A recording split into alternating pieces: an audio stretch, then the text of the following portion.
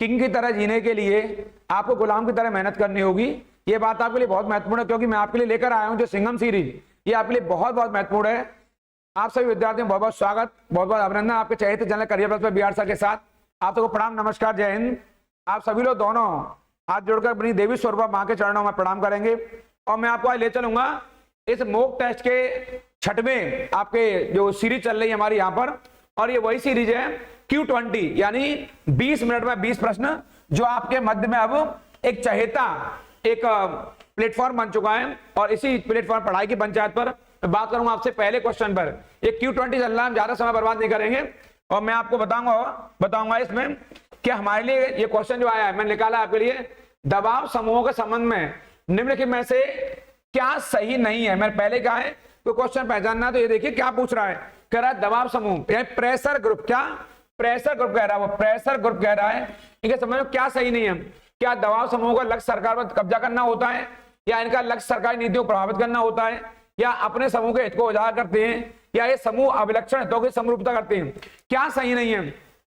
दबाव समूह का लक्ष्य सरकार पर कब्जा करना होता है, ये इसका सही उत्तर है यहाँ पर। यानी दबाव समूह जो होते हैं वो सरकार पर कब्जा नहीं करते, बल्कि प्रेशर ग्रुप क्या करते हैं, सरकार के लिए उन नीतियों को प्रभावित करने का काम करते हैं। जैसे कई बार विपक्ष होता है, हमारी जो अपोजिट पार्टी होती है वो सत्ताधारी पक्ष पर दबाव बनाती है कई बार अपने प्रेशर से। दबाव समूह का मतलब होता है ऐसे ग्रुप्स जो सरकार पर उनकी नीतियों के संदर्भ में उन्हें मजबूर करते हैं कार्य करने के लिए।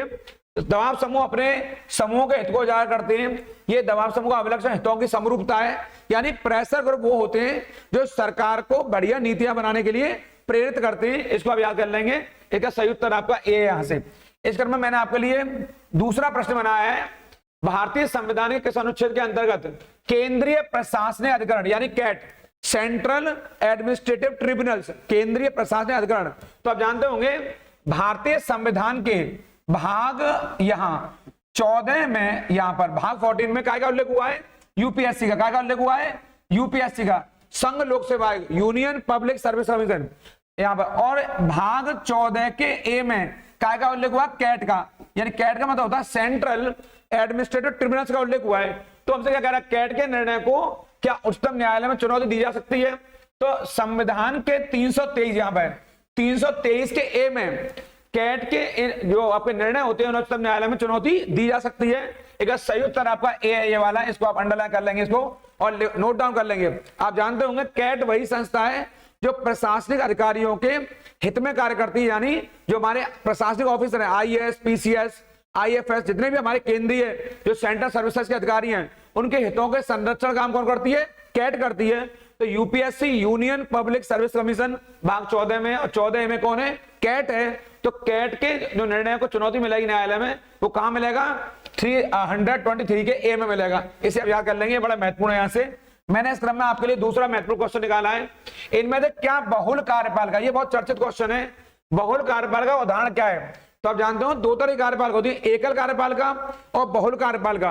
तो थोड़ा सा बताऊंगा यहाँ पर एकल कार्यपालिका यानी कि जहां पर सिंगल एग्जीक्यूटिव होती है, सिंगल एग्जीक्यूटिव, यानी जैसे यूएसए के अंदर, तो यूएसए का जो राष्ट्रपति होता है, प्रेसिडेंट, वो सिंगल कार्यपालिका का बेहतरीन उदाहरण है आपके। यानी जहां सारी शक्तियां राष्ट्रपति में निहित होती हैं, उसे बोलते हैं सिंगल एग्जीक्यूटिव आपके लिए। हमसे क्या पूछ रहा है वो हमसे बहुल कार्यपालिका पूछ रहा है। बहुल माने यानी कि मल्टीपल, यानी कि बहुल का मतलब। तो इसका सही उदाहरण क्या है, एक सही उदाहरण है स्विट्जरलैंड। आपके लिए इतना बढ़िया क्वेश्चन बता रहा हूं आपको। स्विट्जरलैंड दुनिया का ऐसे कई सारे राष्ट्र हैं जहां बहुल कार्यपालिका कार्य कर रही है, यानी कि बहुत सारे लोग मिलकर कार्य करते हैं। स्विट्जरलैंड ऐसा राष्ट्र है जहां प्रतिवर्ष राष्ट्रपति, प्रतिवर्ष राष्ट्रपति का चुनाव होता है यहाँ पर। यानी हर साल एक राष्ट्रपति रहता है यहाँ पर। ये बहुत महत्वपूर्ण बात है, हर साल राष्ट्रपति। यहाँ 7 सदस्यीय कार्यपालक होते हैं। क्या सदस्य होते हैं, 7 सदस्य। कितने होते हैं, 7 सदस्य। इसको आप याद कर लेंगे क्योंकि ये आपके लिए बड़ा इंपॉर्टेंट। 7 सदस्यीय कार्यपालक होते हैं, यानी एग्जीक्यूटिव में कितने लोग होंगे, यहाँ पर 7 लोग होंगे। और इन्हीं में से हर साल एक व्यक्ति चुनाव में खड़ा होगा, और इसका चुनाव प्रतिवर्ष कब होता है, दिसंबर माह में होता है। इसका चुनाव प्रतिवर्ष दिसंबर माह में होता है। और स्विट्जरलैंड में राज्यों की संख्या 26 है। कितनी है, 26 है राज्यों की संख्या, जो देख लेंगे। स्विट्जरलैंड को दुनिया का स्वर्ग कहते हैं, और स्विट्जरलैंड की राजधानी कौन सी है? बर्न। इसे आप याद कर लेंगे, स्विट्जरलैंड की राजधानी बर्न है। ये आपके लिए महत्वपूर्ण है। यहां से यानी यहाँ पर कैसी कार्यपालिका है? बहुल कार्यपालिका है। लेकिन अमेरिका में कैसी है? एकल है, जहां पर राष्ट्रपति के हाथों में सारी शक्तियां निहित होती हैं। लेकिन यहाँ पर 7 सदस्यीय कार्यपालक होता है, इन्हीं में से हर साल एक व्यक्ति राष्ट्रपति के लिए खड़ा होता है। एक महत्वपूर्ण बात और है, एक बार यदि कोई व्यक्ति राष्ट्रपति बन जाए तो वो पुनः निर्वाचन के योग्य नहीं होता, अर्थात दोबारा उसे राष्ट्रपति के लिए वो खड़ा नहीं हो सकता। जैसे भारत में राष्ट्रपति 5 वर्ष के लिए होता है, और वो व्यक्ति दोबारा जब तक मर नहीं जाए तब तक बार-बार का चुनाव जीतता रहे वो, तो बार-बार चुनाव में वो आप बार-बार आपके निर्वाचन हो सकता है और बार-बार बन सकता है। कि हमारे यहाँ राष्ट्रपति जो चुनाव होते हैं, हमारे संख्या निर्धारित नहीं है। अमेरिका में कोई व्यक्ति 2 बार राष्ट्रपति रह सकता है, लेकिन भारत में अनगिनत बार, यानी अगर चुनाव जीतता रहे तो भारत में कभी तक व्यक्ति 5-5 वर्ष के लिए राष्ट्रपति रह सकता है। यहाँ पर स्विट्जरलैंड में केवल 1 वर्ष के लिए राष्ट्रपति रहता है, जो आपके लिए बहुत इंपॉर्टेंट है। भारत के संविधान में शामिल ये डीपीएसपी, राज्य के नीति जो निर्देशक सिद्धांत हैं, इन्हें मैं डीपीएसपी कहता हूं, directive principle of state policy. किसके संविधान से लिया, कहां से लिया गया है? क्या ये ऑस्ट्रेलिया से या यूएसए से, कनाडा से, आयरलैंड से? सही उत्तर इसका आयरलैंड है। सब लोगों को माइंड में आ गया, आयरलैंड वो देश है जहां से हमने राज्य के नीति निर्देशक तत्वों को लिया है। इन्हें directive principle of state policy कहते हैं। भारतीय संविधान के भाग 4 में इनका उल्लेख यहाँ पर आपके यहाँ करूंगा 36 से लेकर के यहाँ पर 51 तक किया गया यहाँ पर। और इनका उद्देश्य क्या है? कल्याणकारी राज्य की स्थापना, कल्याणकारी, यहां से कल्याणकारी राज्य की स्थापना, यानी कि ये एक वेलफेयर स्टेट की स्थापना क्या करते हैं? ये एक वेलफेयर स्टेट की स्थापना करते हैं। कौन? राज्य के नीति निर्देशक तत्व, जिनका उल्लेख हुआ संविधान के भाग 4 में अनुच्छेद 36 से 51 तक। ये वेरी मोस्ट है। और डीपीएसपी का संविधान में शामिल करने का उद्देश्य क्या है? एक वेलफेयर स्टेट की स्थापना करना, अर्थात कल्याणकारी राज्य की स्थापना करना। ऐसे आप रट लेंगे। कहां से लिए गए हैं? आयरलैंड से लिए गए, जो कि आपके लिए बहुत महत्वपूर्ण है। इसके अलावा जानते हैं ऑस्ट्रेलिया से समवर्ती सूची, क्या ली गई है? ऑस्ट्रेलिया से समवर्ती सूची ली गई है, इसे आप देख लेंगे यहां से। यूएसए से मूल अधिकार, बड़े इंपॉर्टेंट है, फंडामेंटल राइट्स, मूल अधिकार यूएसए लिए गए हैं, और कई सारे पद हैं। कनाडा से जो संघीय ढांचा है, संघीय प्रणाली है, यानी कि जो संघात्मक व्यवस्था है, फेडरल सिस्टम, क्या कहते हैं? Federal system. ये हमने आपके कहां से लिया है? कनाडा से लिया है। इसके अलावा अवशिष्ट सूचियां भी कनाडा से ली हैं, लेकिन फिलहाल आयरलैंड कर लेंगे यहां से, जो आपके लिए बहुत महत्वपूर्ण है आपके। इसके अलावा मैं बताऊंगा आपको एक बात और इंपॉर्टेंट, पेशवा प्रथा। ये पेशवा प्रथा ब्रिटिश द्वारा किस पेशवाई काल में समाप्त हो गई? यानी पेशवा थे, तो आप जाने पेशवाई का जो पद था तो किसके समय में महत्वपूर्ण हुआ? महत्वपूर्ण था जो छत्रपति शिवाजी हैं, शिवाजी के शासनकाल में पेशवा पद बड़ा महत्वपूर्ण बन गया आपके, और वहां से पेशवा पद, जो पेशवाई की शुरुआत हुई। देखिए पेशवाओं का वर्चस्व स्थापित हुआ वो शिवाजी के ही वंशज थे। कौन? साहू। साहू के जमाने में जो बालाजी विश्वनाथ हैं, और जब इस पेशवाई पद को सर्वोच्चता किसने प्रदान की है? बाजीराव प्रथम ने। वो जो कहते हैं ऐसा बाजीराव जो किसी युद्ध में कभी हारा नहीं। तो ये कह रहा है पेशवाई कब किस काल में समाप्त हो गई? तो कौन से पेशवाएं? तो वो उनका नाम है बाजीराव द्वितीय। क्या नाम है?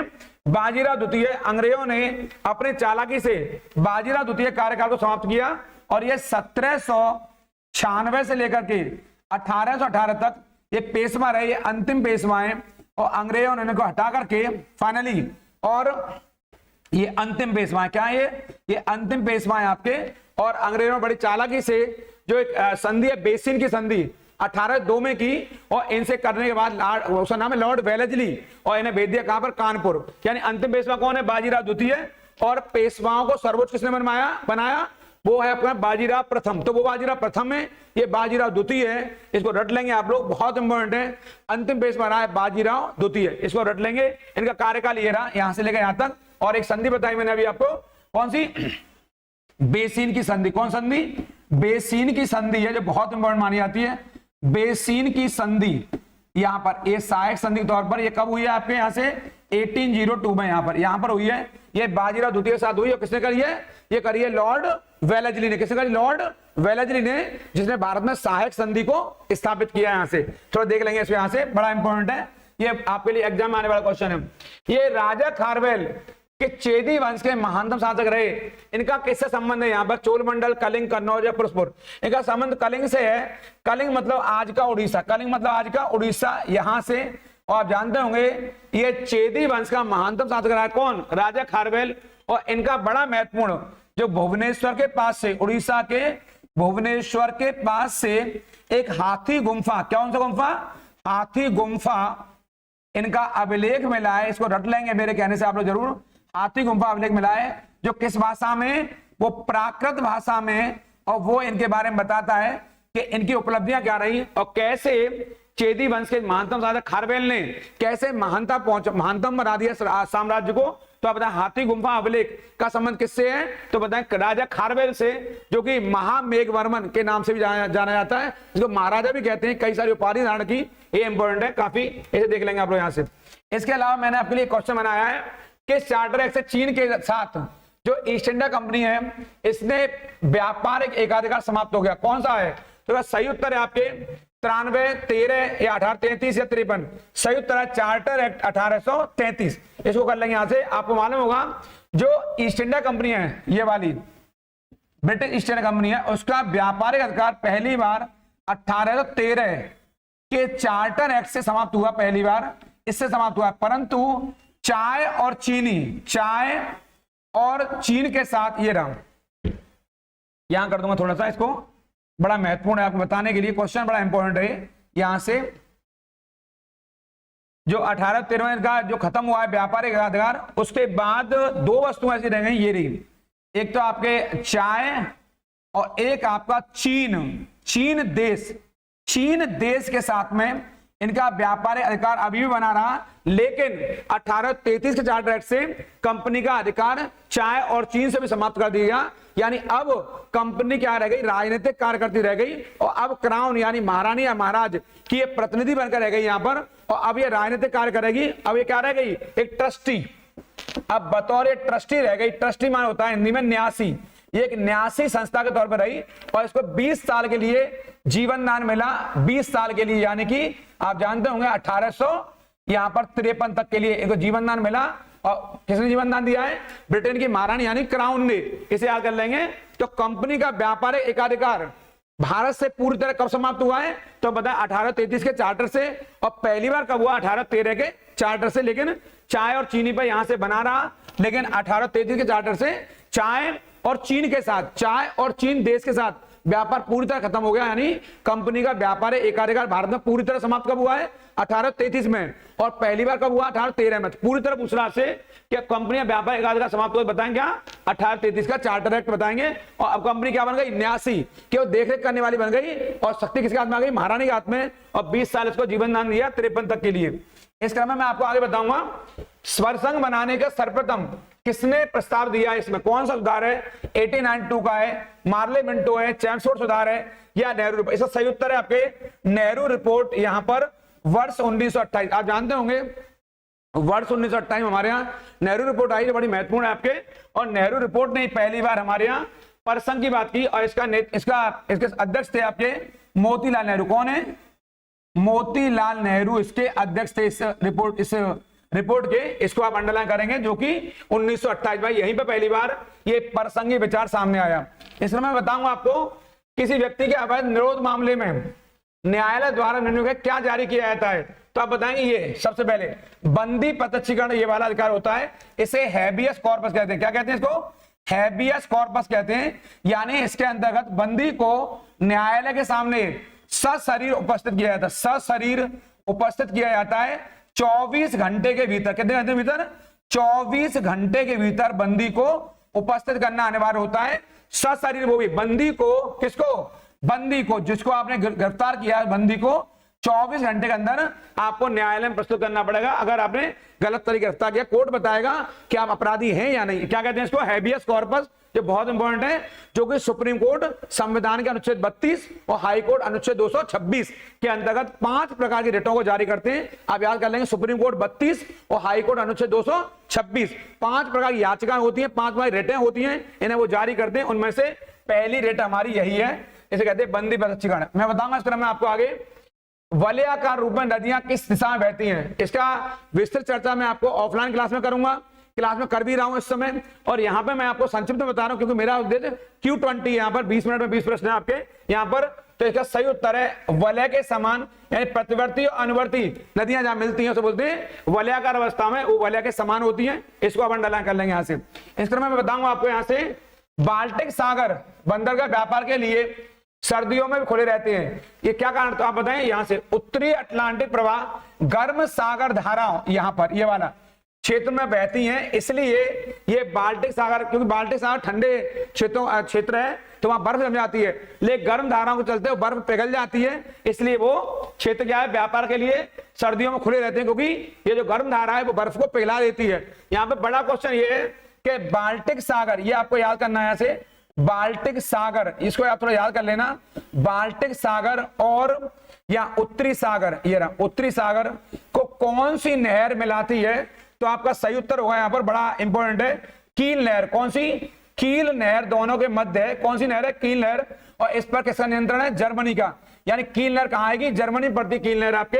ये बाल्टिक सागर और उत्तरी सागर को आपस में जोड़ती है, बाल्टिक सागर को और नॉर्थ सी को, बाल्टिक सागर उत्तरी सागर को आपस में जोड़ती है। क्या नाम है इसका, ये बंदरगाह इसलिए खुले रहते हैं क्योंकि नॉर्थ अटलांटिक महासागर की गर्म धारा है जो बर्फ को पिघला देती है, इसलिए व्यापार के लिए बंदरगाह खुले रहते हैं यहाँ सालों भर। जलवायु आधारित क्षेत्रों का वर्गीकरण किसके आधार पर किया जाता है, तो भूमध्य रेखा के आधार पर, ऊंचाई के आधार पर, वर्षा या समुद्री। तो सही उत्तर है इसका जलवायु के लिए वर्षा होती है आपके। आप जानते हो वर्षा के अलावा तापमान, हर क्षेत्र के लिए तापमान, वर्षा, वहां का जलवायु क्षेत्र होता है जो कहीं ना कहीं से प्रभावित करता है जलवायु को। दुनिया के जितने स्थान हैं वहां तापमान, वर्षा महत्वपूर्ण होते हैं, लेकिन कोपन ने, किसने, कोपन ने इसका वर्गीकरण में सबसे महत्वपूर्ण स्थान वर्षा को दिया है, महत्वपूर्ण स्थान वर्षा को दिया है। लेकिन इस क्रम में तापमान भी होता है, लेकिन यहां पर उत्तर सही क्या होगा, वर्षा सही उत्तर है। इसे आप लोग लिख लेंगे। यहां से मैं बता चुका हूं Q20 चल रहा है, 20 मिनट में 20 प्रश्न। इस चैनल को लाइक और शेयर करना बिल्कुल नहीं भूलेंगे, क्योंकि मैं Q20 लेकर आया हूं, ये आपको सिंघम बनाएगा और इससे बाहर कुछ नहीं आएगा। इसलिए चैनल पर लगातार बने रहेंगे और इसे ज्यादा लोग सब्सक्राइब कराएंगे, बहुत महत्वपूर्ण है। मैं आपसे अगले क्वेश्चन चर्चा करूंगा आपसे।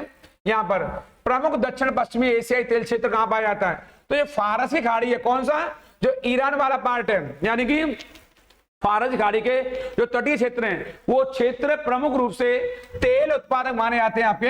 यानी इस क्षेत्र फारस की खाड़ी से जो निकटवर्ती क्षेत्र हैं और जो पूर्व मध्य के क्षेत्र हैं वो सब अधिक से अधिक तेल उत्पादक क्षेत्र हैं। इसको रट लेंगे।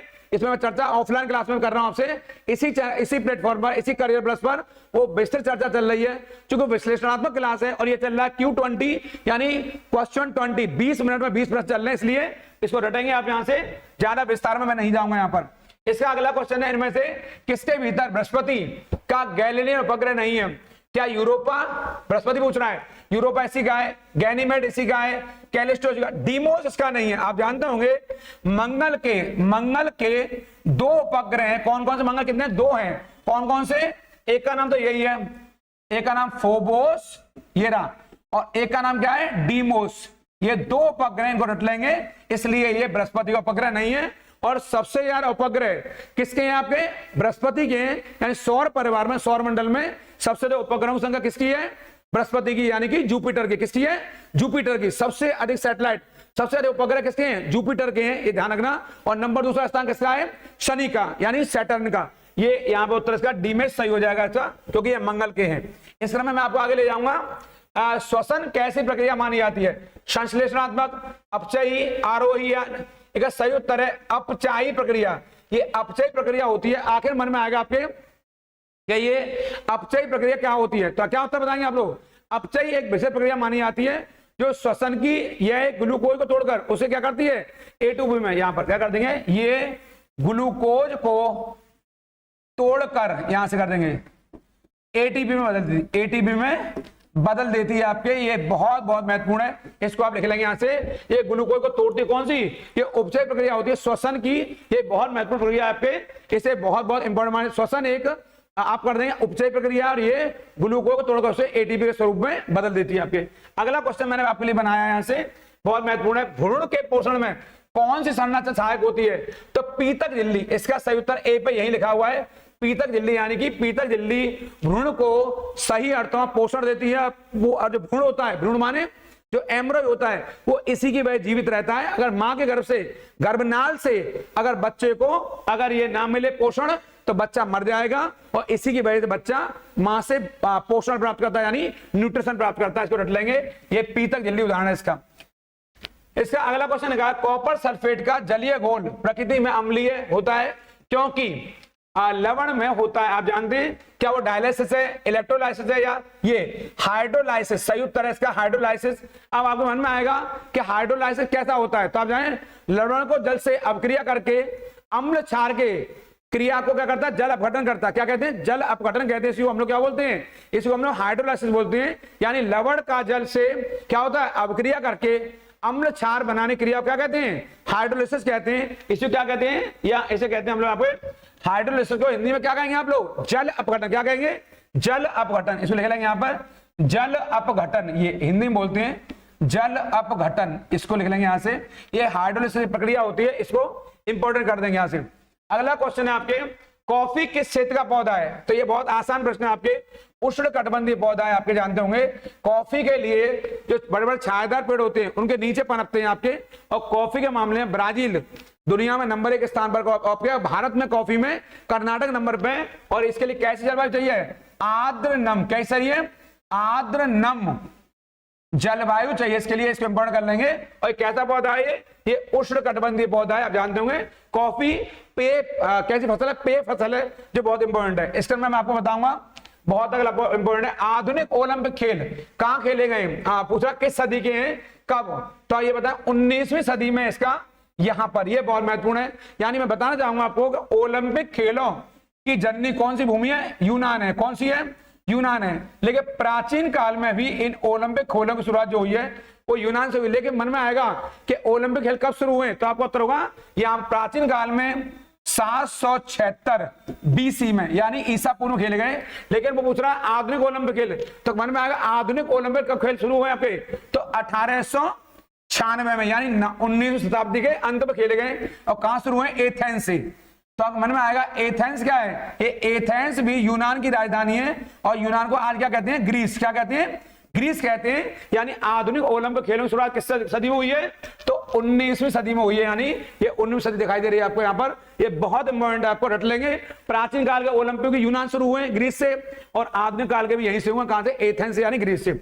अब मैं इस क्रम में आपको अगला क्वेश्चन बताऊंगा, बहुत इंपॉर्टेंट है, जो प्रतिरोध ये रंग कोड में चौथा बैंड किस तरफ स्थित हुआ आपके यहां से, ये बड़ा इंपॉर्टेंट है। प्रतिरोध एक सही उत्तर आपके यहां कर लेंगे, ये वाला सहायता स्तर पर आपके यहां कर लेंगे आपके। तो कल मैं मिलूंगा पुनः आपसे। उन लोगों का जरूर ख्याल रखिए जो आपका ख्याल रखते हैं, और कल फिर मिलूंगा आपसे। प्रणाम, नमस्कार।